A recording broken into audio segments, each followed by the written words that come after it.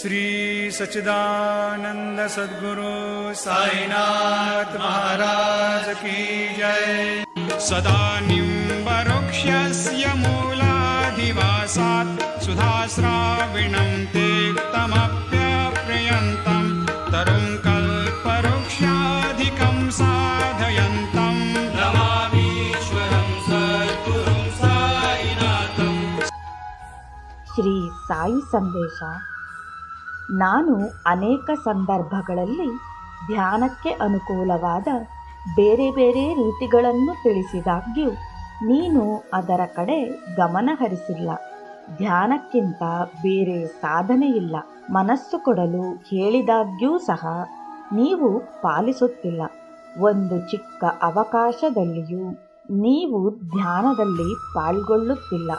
ಸ್ವಯಂ ಪರಿಶುದ್ಧತೆಗೆ ಮಾಡುವ ಧ್ಯಾನ ರಾಗ, ದ್ವೇಷ, ರಜಸ್ಸು ಮತ್ತು ತಮೋಗುಣಗಳನ್ನು ನಿರ್ಮೂಲ ಮಾಡಿ ನಿಮಗೆ ಆನಂದ ಮತ್ತು ಶಾಂತಿ ದೊರಕಿಸುತ್ತದೆ.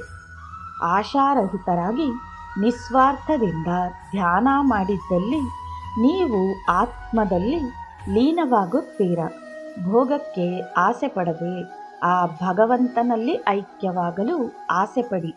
ಯಾರು ಇಂದ್ರಿಯ ಸುಖ ಭೋಗಗಳ ಕಡೆ ತಮ್ಮ ಮನಸ್ಸನ್ನು ಮಾಡದೆ ನನ್ನನ್ನೇ ಧ್ಯಾನದ ವಸ್ತುವಾಗಿ ಮಾಡಿ ನನ್ನನ್ನೇ ಧ್ಯೇಯವಾಗಿಟ್ಟುಕೊಂಡರೆ ಸ್ವರಭೂತಗಳು ನನ್ನಿಂದ ಬೇರೆಯಲ್ಲ ಎಂದು ಮನಗಾಣುವಿರಿ.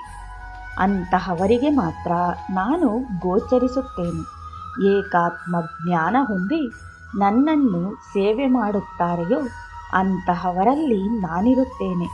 ಯಾರು ಇಂದ್ರಿಯಗಳನ್ನು ಶಬ್ದ, ಸ್ಪರ್ಶ, ರೂಪ ಮತ್ತು ವಾಸನೆಗಳ ಕಡೆ ಗಮನ ಹರಿಸದೆ ನನ್ನಲ್ಲಿ ಧ್ಯಾನಾಸಕ್ತರಾಗುತ್ತಾರೆಯೋ ಅವರಿಗೆ ನಾನು ಏಕಾಗ್ರ ಚಿತ್ತವನ್ನು ನೀಡಿ ತೊಡರುಗಳನ್ನು ನಿವಾರಿಸಿ ಅವರಿಗೆ ಆತ್ಮವನ್ನಲ್ಲದೆ ಬ್ರಹ್ಮವನ್ನು ತೋರಿಸುವೆ. ಅಂತಹವರು ಬ್ರಹ್ಮಾಕಾರವನ್ನು ಪಡೆಯಬಹುದು.